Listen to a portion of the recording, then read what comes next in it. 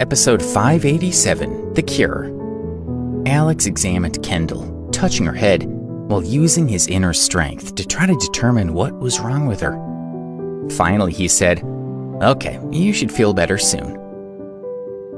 "Thank you, Alex," Kendall said gratefully. "Thank you very much. I will never forget your kindness."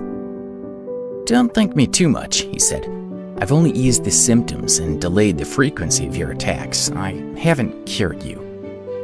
He paused, and then looked at her seriously as he said, "Your disease will probably flare up once a month, but you'll have some warning.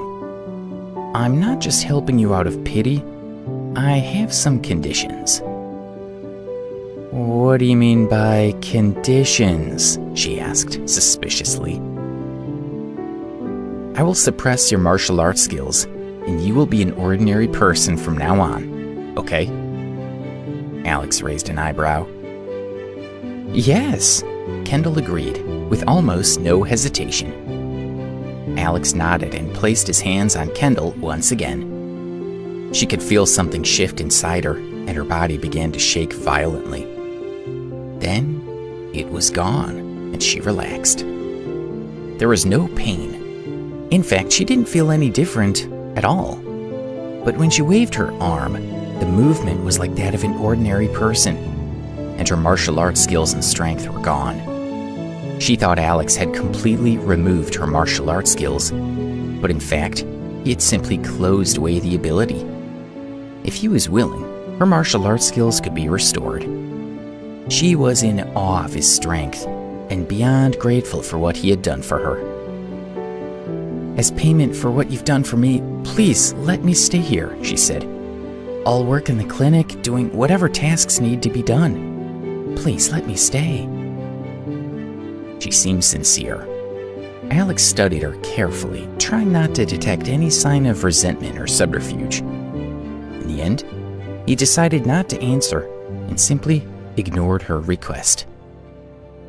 For 3 days, Kendall waited outside the clinic, hoping Alex would finally give in. On the 4th day, Alex found her at the door of the clinic, completely frozen. He frowned.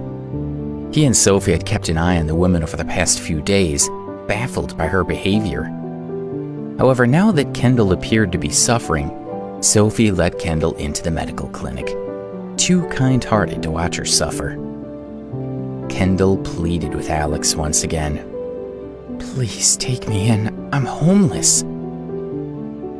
Sophie broke into the conversation and said, "Alex, I agree. Let her stay. We could use her help around here. I can see that she's sincere and loyal. Also, I don't know what happened between the two of you in the past, but she seems reliable now. I trust her." "But she used to be a killer," Alex thought, frowning. "Dare we put her to work in the clinic?" "Well, I'm the head of Woodside Clinic," Alex said. "I've just taken over, and Sophie and I are the only ones here. We don't have any personnel, so I guess we could use your help." He paused before continuing. "We won't be able to pay very much at first, at least until the clinic is up and running again. But we can give you room and board, and hopefully a bonus now and then." Kendall was surprised. "Alex, are you the head of this clinic?" "Is that a problem?" His tone became cold. She shook her head. She was simply surprised and grateful that he had been willing to take her in. The pay was indeed poor. She would never have taken on an assassin gig at such a low salary. "Are you not afraid that I simply want to seek revenge?" she asked, her voice trembling. "If you try, I'll make your fate worse than death," he threatened, his eyes flashing menacingly. She cowered, ashamed of what she had done, and she made up her mind. This is Alex's business, and I must respect that, she thought. She reached out her hand to shake his in agreement. You're the boss now, so I'll do what you say. Alex had never imagined he would ever run a medical clinic or settle down. In fact, he hadn't expected to open a real estate company either. Life was full of interesting twists and turns, much like the twisting plots of a book. After Kendall had settled in and started working, Alex asked Sophie to begin recruiting other employees. But for 3 days in a row, no one came to apply for a job of any kind. No one even asked Sophie if the clinic had been successful in the past, leaving her frustrated and sad. However, Alex remained calm and took advantage of the quiet to train Kendall. On the morning of the 4th day, Kendall saw that they still had no patients or prospective employees. So after breakfast, he ran over to Parkview Hospital to give Sawyer an examination. After the exam, Alex was surprised to find that Sawyer's physical condition had changed. "Alex, how am I doing?" Sawyer asked. Sawyer's temperament had always been cold and brusque, which made it hard for people to get close to him. But with Alex, he was as gentle as the spring breeze. He talked openly and respectfully. "It's okay," he said.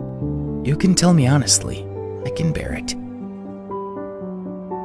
"Sawyer, your constitution is different from ordinary people," Alex said as he took the man's pulse. He smiled. "I thought it would take you at least 3 months to recover, and at least another 6 months for you to get back to normal.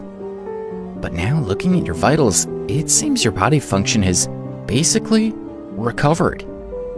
You're cured and seem to be in perfect health now." He patted Sawyer's legs as he went on. "Of course, it will take your legs a little while to build their strength again, so take it easy and don't overdo it. In time, you'll be back to walking around normally."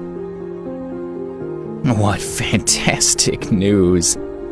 Sawyer laughed happily. "You cured me. If not for your medical skills and treatment, I don't know if I would have ever walked again. Thank you." Alex shrugged as if he hadn't done anything out of the ordinary. "I was just doing my job, Sawyer." "I don't understand," Sawyer said. He grabbed Alex's hand and patted it. "You're too modest. If I hadn't met you, I may not have died, but I might as well have been dead. You have given me my life back. I have hope again." Alex studied the other man. He didn't know why, but Sawyer always seemed to look at Alex strangely, and he seemed to be reluctant to let go of Alex's hand. "It's sunny and I'm in a good mood today," Sawyer said.